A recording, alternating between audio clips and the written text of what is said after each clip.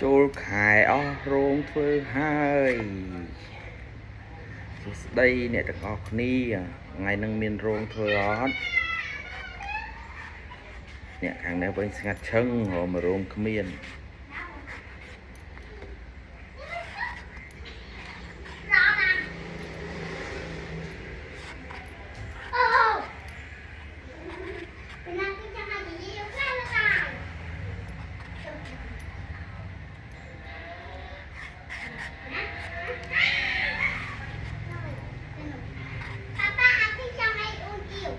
yêu ấy thì lẹ lời ấy đã biết cho ấy